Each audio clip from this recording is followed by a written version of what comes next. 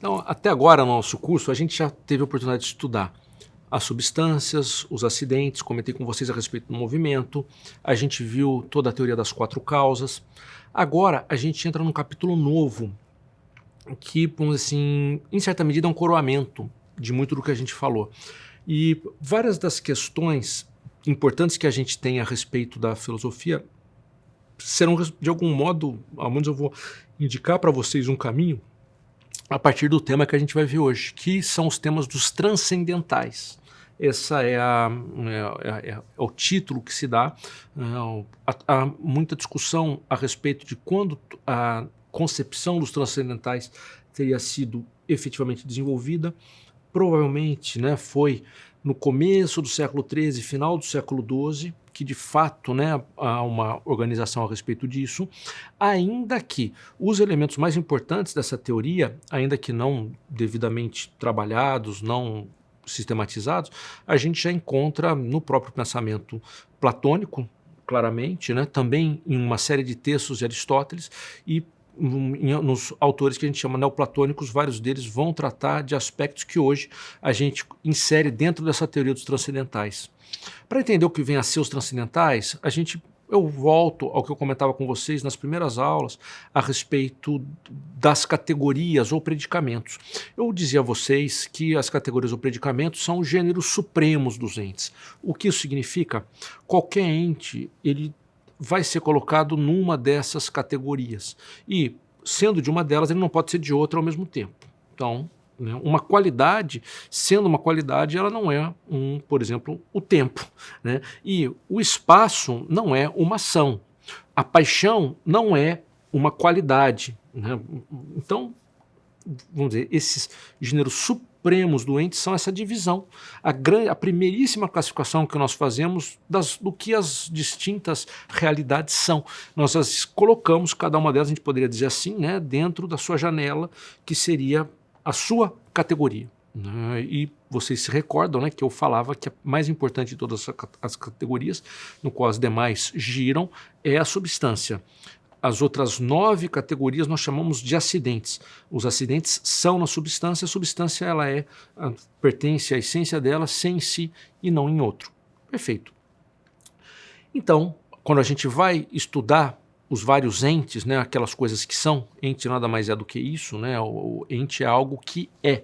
Guardem que a gente já vai falar disso com mais calma, né, mas ente é aquilo que é. Tudo que tem ser é ente. Pode ser um ser meramente intencional, imaginário, por exemplo, né, Pégaso, o cavalo alado, né, ou a Hidra de Lerna, um personagem mitológico, né, um monstro que existia na Grécia, né, a Medusa, e assim por diante. Então são personagens imaginários. Então, eles são ou não são? Não são realmente, né, como algo que existiu por si mesmo, né, mas são como uma figura lendária, como um personagem literário, como um personagem de uma história. Se eles simplesmente não fossem, não poderiam sequer ser personagem de uma história. Então, algum ser eles precisam ter. Então, tudo que há no mundo, tudo que a gente possa imaginar, algum ser tem, né, mesmo que seja simplesmente um ser pensado, e nesse sentido é um ente. E todos os entes deverão ser colocados numa das 10 categorias. Essa é a ideia. Agora, o pessoal começou a perceber, né, isso de algum modo, como eu disse para vocês, já está em Platão, deve estar claramente em Tomás de Aquino, e né, também Aristóteles tem alguns parágrafos fantásticos a respeito disso, que, vamos dizer assim, eu também posso entender, vamos dizer assim, o ente, colocando nele certas características que não estão inseridas quando eu penso simplesmente ente, mas que essas características não fazem, como acontece com as categorias, que esse ente seja de um determinado grupo diferente de outro, ou que quem tenha aquela nota, aquela característica que eu estou percebendo, que eu estou acrescentando, essa característica ela está presente em todos os entes, independente da categoria em que ele esteja. Vamos dizer assim, ó, esses conceitos que vão surgindo sobre o ente, com notas que são acrescentadas, que não dividem os entes em categorias, mas antes são notas que estão presentes em todos os entes, essas concepções que eu vou formando a partir dessas notas são chamadas de transcendentais. Provavelmente tudo que eu estou falando para vocês está ficando uma confusão danada. E até divertido para mim isso, porque vocês vão ver como dessa confusão a gente vai conseguir depois fazer tudo claro, né? Ver tudo direitinho o que eu tô querendo significar. Mas é isso. Os transcendentais, e aqui é o que eu quero nesse momento ressaltar, os transcendentais, eles transcendem o quê? São transcendentais, o que eles transcendem? Transcendem as categorias. Ou seja, dizem respeito a aspectos do ente que não fazem com que o ente esteja numa categoria ou outra, mas transcenda a categoria porque está presente em todas elas. Qualquer ente, independente da categoria em que ele esteja, terá essas notas, apresentará essas noções, esses conceitos que são justamente os transcendentais. Então, nós estamos aqui examinando, vamos dizer assim, realidades, né, aspectos da realidade que estão presentes em tudo o que é. Então, nós mesmos, né, que somos nobres, temos uma série de nobreza, ainda que hoje, infelizmente, muita gente negue isso, o ser humano é extraordinário, né, é espantoso, né, magnífico dentro da realidade que nós conhecemos, né, um ente com liberdade, com um comportamento que ele pode controlar, né, mas ele, ser humano, tem, vamos dizer assim, uma série de notas que também são encontradas nas coisas mais simples, mais banais, em graus distintos, né? A gente nota aí, até nisso a gente percebe a bondade maior ou menor de um determinado ente, né? A graus distintos, mas todos os entes vão apresentar essas categorias, essas notas, né? Vejam que a primeira noção transcendental que há é uma que, de certo modo, a gente já trabalhou bastante, eu usei muitas vezes com vocês, que é justamente a noção de ente. A primeira coisa que nós captamos em relação a qualquer coisa, o que quer que exista, seja imaginário, seja real, né, é que aquela coisa é. Ela é. Ela está aí. Talvez ela é realmente, ela é imaginativamente, ela é como uma possibilidade, é um ser potencial, ela é como algo que aconteceu e já não é mais, a Batalha de Waterloo, mas ela é. Tudo o que eu sou capaz de captar, tudo aquilo com que nós interagimos, tudo o que há é. Quando eu falo isso, o que significa? Tem ser. Tem ser.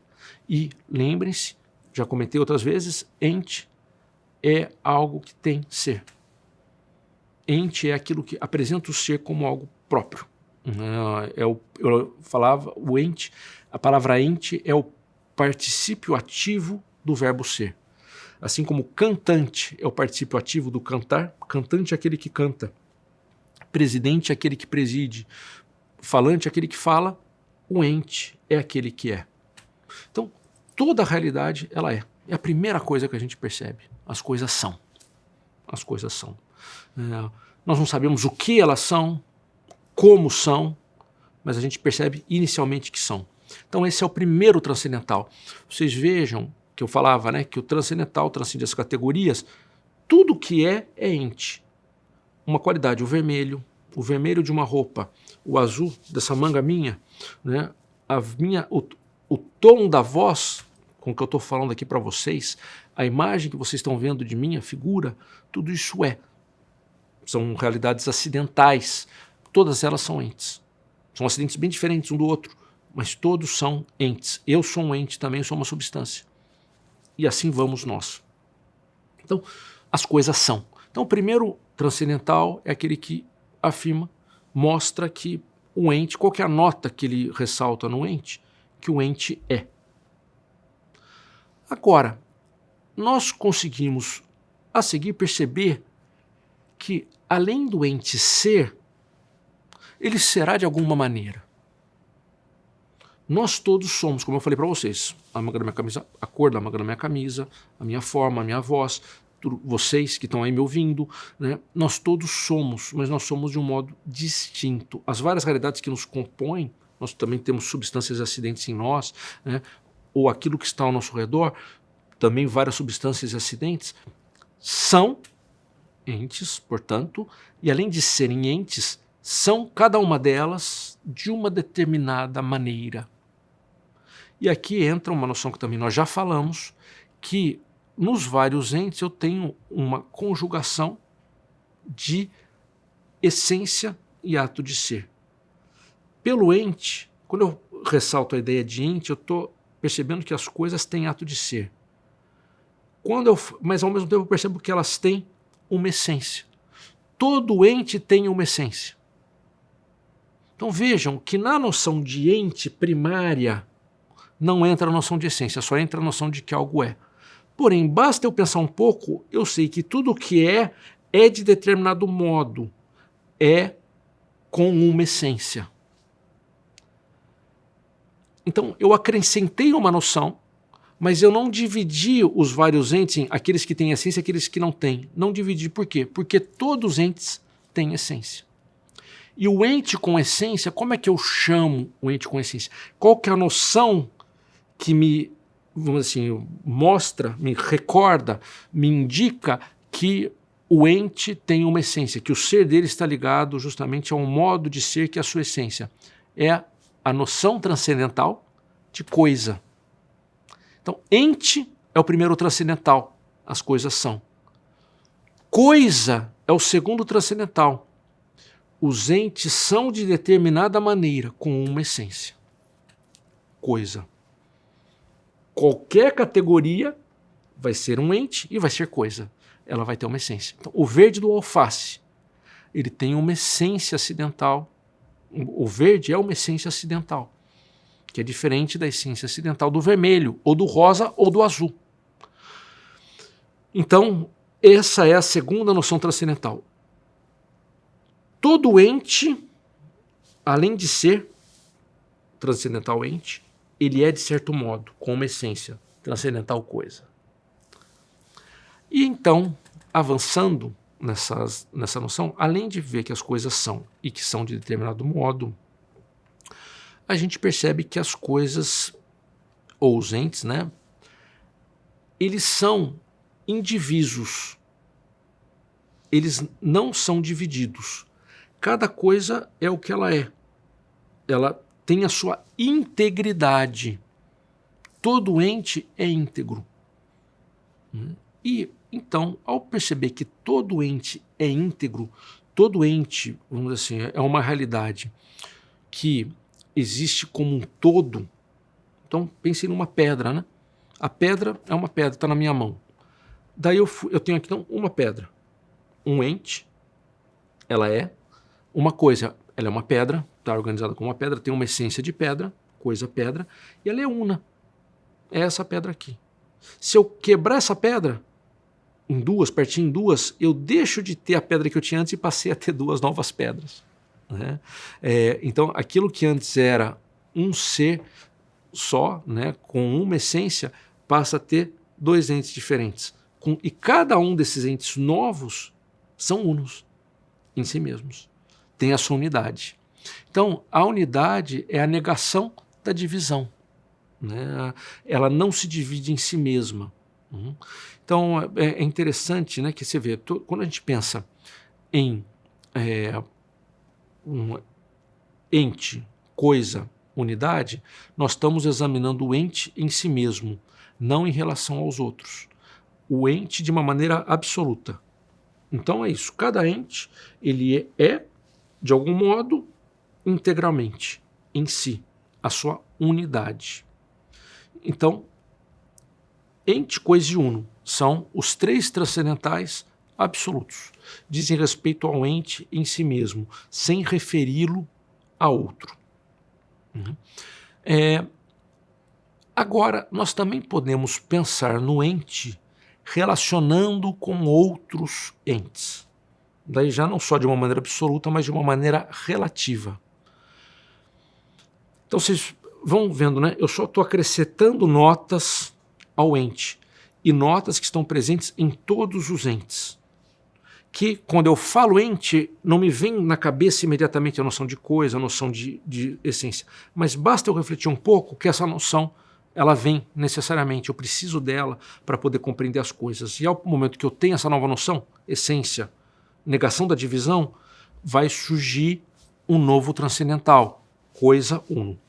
Então esses são os 3 transcendentais absolutos. E daí eu posso falar dos 3 transcendentais relativos, em que eu vou procurar então relacionar o ente com outros entes. E o primeiro transcendental relativo é o que nega que o ente seja os outros entes. Vocês vejam que isso é uma decorrência da unidade, mas não se confunde com ela. Porque eu sou uno, porque eu sou íntegro, eu sou também distinto dos outros. E essa distinção, o fato de eu ser distinto dos outros, reconhecer isso, ele faz parte. Se eu sou ente, eu tenho que ser distinto dos outros. É uma relação, né?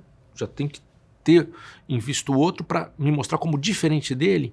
Então é a negação da unidade com o outro, né? É interessante. Veja que a unidade fala a integridade do ente em si mesmo. Esse novo transcendental, a negação de que ele é o outro, quer dizer que justamente por ser uno, ser íntegro em si mesmo, ele não é o outro. E esse transcendental chama-se algo. Algo, em latim, é aliud quid, um outro que, uma outra realidade. Cada um de nós é uma realidade distinta com respeito às demais realidades. Esse é o algo. Então chegamos aqui ao quarto transcendental. Esse transcendental algo, é legal que vocês saibam, é o menos estudado, menos aprofundado. Eu estou usando aqui na exposição para vocês, como fundamento, a questão 1, artigo 1º da questão 1, das questões disputadas de Veritate, de Tomás de Aquino. Ele realmente é o autor que primeiro assim fez uma explicação, né, o começo, meio e fim, a respeito dos transcendentais, que é muito boa, é curta, é sintética, mas de uma riqueza enorme, é uma página extraordinária, né, da história da filosofia, eu diria para vocês. E eu estou seguindo a ordem dele. E o próprio São Tomás, o único momento, né, que eu me recorde que ele fale do transcendental algo, explique o que seja o transcendental algo, é aí, nesse primeiro artigo da questão 1 do De Veritate. Em outros momentos das suas obras, ele vai falar dos transcendentais, chamará como de transcendentais, mas não vai tratar do algo, né? Mas ele é real. A gente está percebendo aqui, então, né, todos esses transcendentais, se a gente vai pensando, eles precisam existir, né? Eles precisam ser como são, né? Para a gente explicar a realidade. Não é algo assim arbitrário. Eu pensei no transcendental, mas poderia ter pensado em outro. Vou apresentar outro diferente aqui que eu acho que é bacana, ou vou misturar 2. Não. Quer dizer, há toda aí uma construção mental com uma tentativa de ser exaustivo, realmente, nesse ponto é bastante ambiciosa, né? Mas que não tem muito como a gente fugir disso. Então, o algo é o primeiro transcendental relativo. Então, além do algo, nós temos, né, dois transcendentais que são relativos, né, aos outros entes. Só que se o algo ele nega a unidade, ela nega a semelhança com os outros entes, eu tenho dois transcendentais que eles vão dizer respeito, vamos dizer assim, à maneira como os vários entes são percebidos, ou melhor ainda, como eles se relacionam com a alma humana. Então Tomás percebe que os entes são de determinado modo, têm unidade, são algo, 4 transcendentais, e agora ele vai falar que esses vários entes se relacionam com a alma humana. Por que eles se relacionam com a alma humana? Porque a alma humana, ela é algo que está aberto para todas as coisas. Essa é uma noção já aristotélica. Aristóteles fala uma frase que para mim é, vamos dizer assim, ontológica. Ele fala: a alma humana é, de certo modo, todas as coisas. Nós temos condições, capacidade de captar tudo o que existe. Com maior ou menor grau, né, nós não somos capazes de esgotar certas coisas, mas nós podemos captar aquilo que existe. Então, nós captamos tudo e nos relacionamos com ele, com as várias coisas que existem, de 2 modos diferentes. Nós conhecemos as coisas. Nós somos capazes de conhecê-las. Então, o ente, porque ele pode ser conhecido por nós dizemos que ele é inteligível. Ele pode ser entendido, ele pode ser compreendido. Eu trago o ente para dentro de mim e o compreendo, ao menos em certa medida. Mesmo Deus, que é alguém que está muito acima das nossas capacidades, a gente não é capaz de esgotar a divindade, alguma coisa dele nós somos capazes de falar. Então, ao fazer isso, nós conhecemos algo da divindade. E o ente, enquanto ele pode ser conhecido, o que ele é? Ele é verdadeiro. Então, toda a noção de verdade para Tomás de Aquino é uma noção em que ele relaciona com a capacidade que o espírito humano tem de captar algo. Isso é a verdade. Não é algo absoluto na coisa, mas é uma relação entre a coisa, o ente, com a alma humana. A capacidade que a alma humana tem de conhecer. Então até tem frases muito interessantes, né, que Tomás vai falar, por exemplo, que a verdade está primordialmente em quem conhece e secundariamente naquilo que é conhecido. Aquilo que é conhecido causa a verdade em quem conhece. Então, por exemplo, estou vendo aqui diante de mim, vocês imaginam, eu estou com uma câmera diante de mim, né, e o pessoal aqui da técnica, da produção. Né, então, eles causam esse conhecimento em mim. A verdade que eu estou dizendo aqui para vocês, que há uma câmera diante de mim, que vocês até podem comprovar, porque exatamente que vocês estão me vendo é porque tem a câmera. Falei antes para vocês de causas antes, né? A causa eficiente, né, dessa gravação é a câmera e a equipe técnica. Mas eles estão aqui, estão na minha frente. Então, o fato deles estarem aqui, estão na minha frente, e eu dizer isso é uma verdade que se dá dentro de mim. Eles causam essa verdade em mim. Mas a verdade primordialmente é algo que está na minha mente.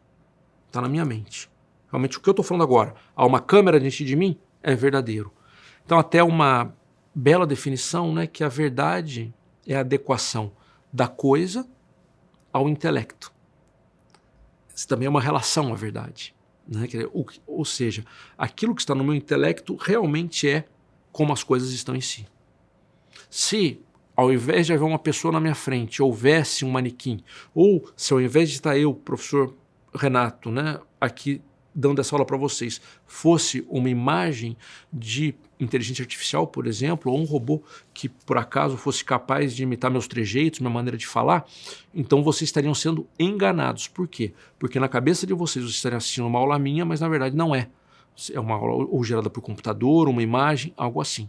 Então, a inadequação entre a coisa e a mente é a falsidade, a mentira.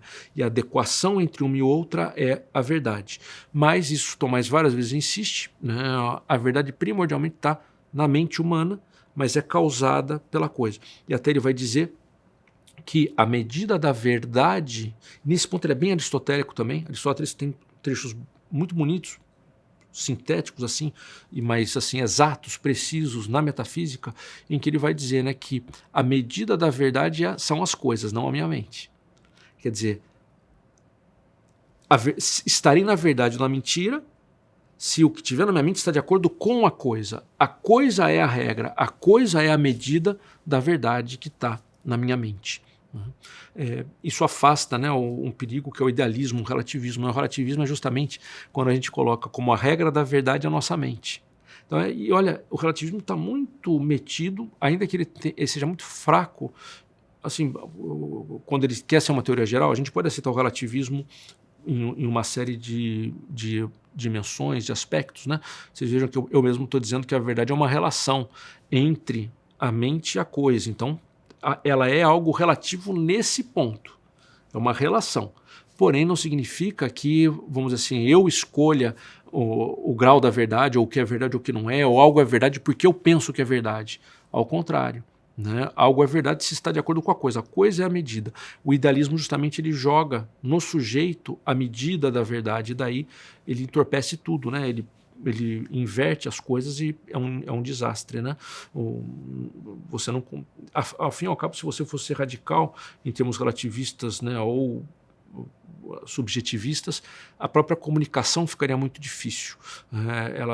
Não haveria um elemento objetivo que dissesse quem está correto ou quem não está, ou que os dois juntos, os dois dialogantes, por exemplo, se voltassem para aquilo e se aperfeiçoassem um ao outro em vista dessa verdade que eles vão alcançar. Como a verdade seria criada por eles, nada disso sucederia. Então é uma perversão mesmo, né, o relativismo nesse ponto, em que Tomás, seguindo Aristóteles e também Platão, não cai. Né? Platão ele tende um pouco a colocar a ênfase da verdade na própria coisa, e não tanto em quem conhece. Mas vocês vejam que interessante, né? Isso também é uma discussão bastante que surge mesmo em termos tomistas, né? O verdadeiro, por isso que eu falei, estou chamando de verdadeiro e não verdade. O verdadeiro é uma nota dos entes na medida em que eles podem ser conhecidos. A verdade é quando eu trago aquilo que é verdadeiro para dentro da minha mente. Ou seja, a coisa causa a verdade, e a verdade, no seu sentido primordial, está na minha mente, sendo causada pelo objeto dela, né? Então, o verdadeiro é o transcendental, é algo que está no próprio ente, a capacidade de ser conhecido. Aí a gente poderia até se perguntar, né? Se não houvesse ser humano que pudesse conhecer as várias realidades, haveria verdade? Né? Vários pensadores se fizeram essa questão. Eu diria para vocês o seguinte: se não houvesse seres humanos, não haveria verdade humana, que não haveria o ser humano para conhecer as coisas. Então não haveria essa relação entre mente e coisa. Porém, o sentido mais profundo e radical da verdade, que inclusive causa a verdade nas próprias coisas e na mente humana, permite com que as coisas sejam verdadeiras, é a verdade na mente divina. E no caso da mente divina, se para nós o objeto é a medida da verdade na minha mente, a verdade na mente divina é a medida da verdade do objeto. Deus causa a verdade nos objetos que nós conhecemos. Por isso que a gente pode dizer que, ao fim e ao cabo, a causa última, fundamental de toda a verdade é a divindade. Porque a divindade causa os entes, fazem com que eles tenham uma essência e levam, por isso, a que eles sejam inteligíveis. Os entes são verdadeiros na medida em que Deus os faz verdadeiros. Então, eles são conhecidos por nós e fazem surgir em nossa mente a verdade. O objeto é a medida da verdade na nossa mente e, no caso dos objetos, a medida da verdade deles é a mente divina. Inverteu, né? Quer dizer, Deus, então, acaba sendo a causa fundamental de toda a verdade. Isso daí está muito bem explicado na questão 1, né, do questões disputadas sobre a verdade de Tomás de Aquino, mas Aristóteles também fala com ideias muito semelhantes a essa. Aristóteles tem uma frase belíssima que ele diz que algo tem tanto de ente quanto tem de verdade. E é um ponto que eu já vou explicar um pouco melhor para vocês, mas ele faz esse paralelismo entre quanto mais ente algo há, mais verdade ele tem nele. Aristóteles percebe que a verdade tem graus. Na verdade tem graus. Então, eu estou agora sentado diante de uma câmera, isso é uma verdade. Daqui a pouco vai acabar a gravação. E daí, isso que era verdade naquele momento já vai deixar de ser verdade daqui a meia hora. E agora o dia está bonito lá fora, mas amanhã pode chover. Então, hoje é verdade que está bonito lá fora, amanhã já não será. Muitas verdades, elas são passageiras, elas são frágeis, elas são momentâneas. Há outras verdades que já não são assim, que elas independem de circunstâncias meramente materiais, né? Por exemplo, o modo de calcular uma circunferência, né? Ou eu dizer que a soma dos ângulos de um triângulo perfazem 180 graus, né? A soma perfaz 180 graus. Vejam que são verdades que independem das circunstâncias. É assim. As verdades matemáticas são verdades muito mais, nesse sentido, nobres e radicais do que simplesmente eu contar sobre um fato efêmero. Também eu poderia dizer, o ser humano é um animal racional. Olha aí, é uma verdade mais alta. O bem é algo nobre, o mal é algo que nos rebaixa. Uma verdade alta, independente das circunstâncias, isso é real. Então, a gente vai chegando em níveis de verdade, em coisas que são mais ou menos verdadeiras. Então, os graus de verdade estão relacionados a esses graus de entidade. Isso Aristóteles já percebe, né? E finalmente eu tenho o último transcendental, o sexto transcendental, né, que é o bem. As coisas todas são cognoscíveis, são verdadeiras. Minha inteligência, nossa inteligência, a mente humana, é capaz de trazer o que está ao redor dela para dentro dela e conhecer essas realidades. Isso é o verdadeiro, o ente enquanto inteligível, enquanto cognoscível. Agora, além disso, nós conhecemos as coisas, trazemos para dentro de nós a elas, né? Agora, nós também temos um impulso que nos leva para as coisas. As coisas nos apetecem, nos atraem. A gente busca nela algo que nos satisfaz. Agora mesmo, eu tomei um gole d'água. Por que eu fiz isso? Porque eu estava querendo um bem com essa água. Estou dando aula para vocês, minha garganta pode ficar seca, eu tomo a água e ela fica melhor, eu consigo falar com mais tranquilidade. Vocês vejam que então, nesse momento, a água é algo que me atrai, é algo apetecível, algo do qual eu gosto. A água então é o quê? É um bem. O bem é o ente enquanto apetecível.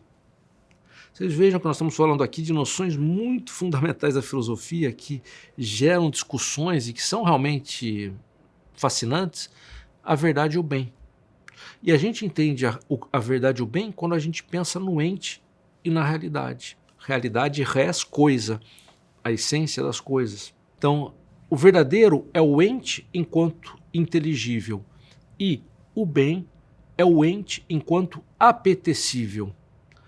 Então, as coisas, na medida em que elas são, elas nos atraem, nos satisfazem e a gente as deseja. Enquanto são entes, todas as coisas são apetecíveis, podem nos interessar. Pense, uma pedra eu posso pegar para jogar, para afastar um cachorro que está vindo me atacar. Nesse momento, a pedra se torna algo desejável, algo bom, né? Também, do mesmo modo como há graus de verdade, como eu falava, desde um evento efêmero até as leis matemáticas, as leis morais e até a gente pode dizer os grandes princípios metafísicos que são verdadeiros em todas as circunstâncias e do qual todas as demais os demais conhecimentos, o próprio pensamento depende desses princípios metafísicos. Também a gente pode falar de bens pequenos, efêmeros, né, um drops que eu chupei, né, um momento que eu espreguicei e senti um prazer com aquilo, tudo isso são bens, pequenos bens, né, efêmeros, mas também há aqueles bens que realmente nos completam. Um bem de um grande amor, de um conhecimento de outra pessoa, uma comunhão com ela, de espírito e muitas vezes também de corpo, próprio conhecimento da divindade, o amor que eu conheço e passo a amar a divindade. Então, também aqui, né, vocês vejam que o bem não é à toa que ele é colocado depois da verdade, porque para que eu possa apetecer algo, para que eu me incline a ele, primeiro eu tenho que conhecer aquela realidade. Essa ordem que eu empreguei para explicar para vocês os transcendentais, ela não é fortuita, ela é pensada. Tomás usa essa ordem e realmente é como a gente vai entendendo os transcendentais um depois do outro. Se eu invertesse a ordem, eu teria problema. Muita gente diz que o amor e o bem estão acima da própria verdade. Essa é toda uma discussão e ela tem a sua profundidade. Mas o que sim eu posso dizer para vocês é que com relação ao ser humano, a verdade vem antes do bem, porque não tem como eu amar algo se antes não o conhecer. Porém, tudo que é cognoscível é amável. Tudo que é cognoscível é apetecível. Então vejam que em cada um dos transcendentais, desses 6 transcendentais que a gente falou, nós partimos do primeiro, que é o ente. A coisa é. A realidade é. Aquilo é. Ente é aquilo que é.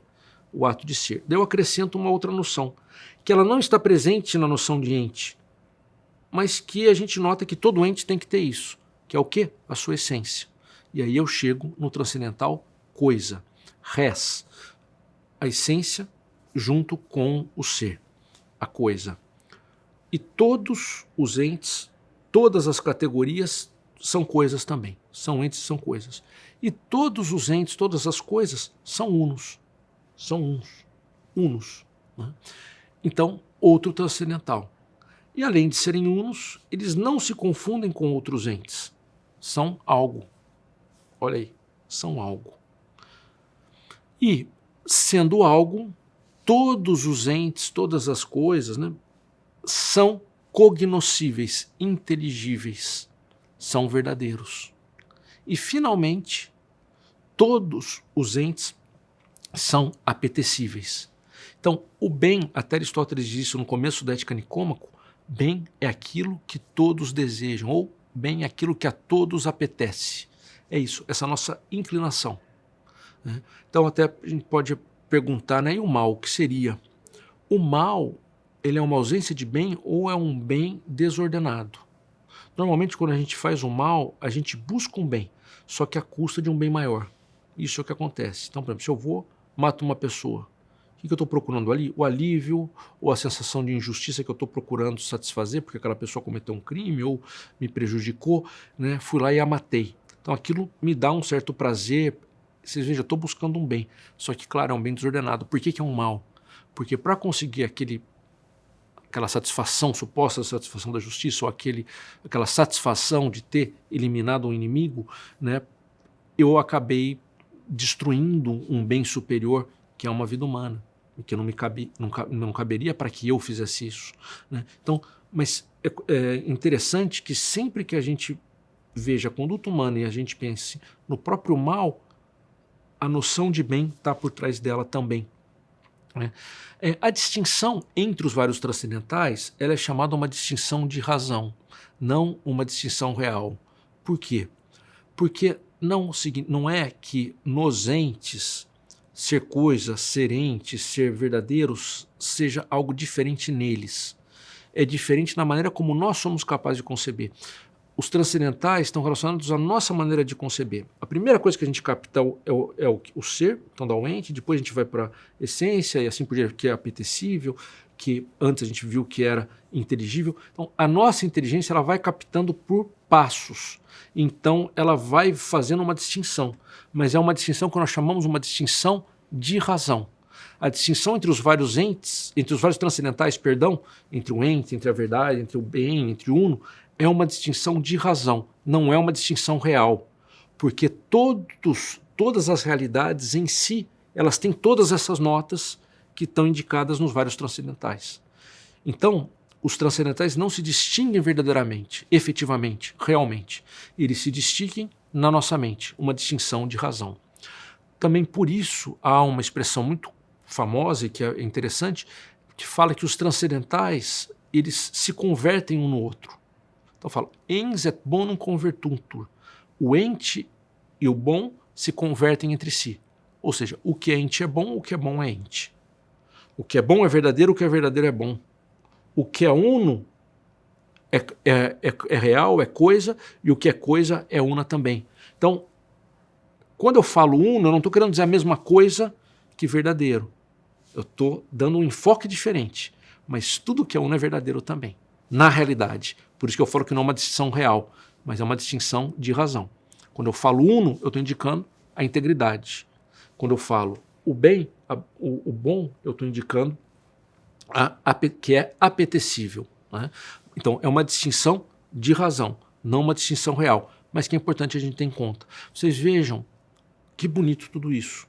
Né? Quer dizer, o ente, a realidade, todas essas coisas, vamos dizer assim, tão presentes, nós somos capazes de conhecê-las e a gente vai percebendo a própria beleza. A beleza, para mim, é uma derivação do bem, é uma forma de bem, a beleza. Né? A verdade é boa, né? A verdade é una, ela não pode ser e não ser ao mesmo tempo. Se é verdade e é aquilo e pronto. Né? Então, e a gente conhece a verdade quando a gente é capaz de determinar a essência e assim por diante.